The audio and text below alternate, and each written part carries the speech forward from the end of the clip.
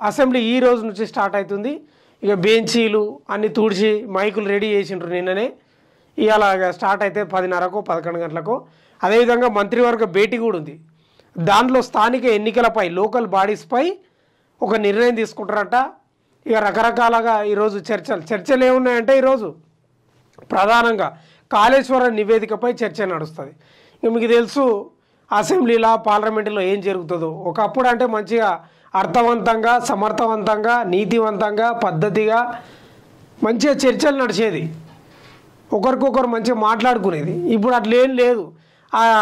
Assembly start అయినప్పుడే లేకపోతే parliament start అయినప్పుడే 1-2 గంటలకే దర్వాజాలు క్లోజ్ చేసిపోతున్నారు. గట్లుంది పరిస్థితి. మరి ఇవాళ కూడా దర్వాజాలు క్లోజ్ చేసిపోతారా, మరి మాట్లాడతారా, ఏం కథనో తెలియదు. కానీ మొత్తమే అయితే ఈరోజు చర్చకు కాళేశ్వరం ప్రాజెక్టుపై అది దాని ఏంది ఆ ఫైల్ ముందలు పెట్టే అవకాశం ఉంది.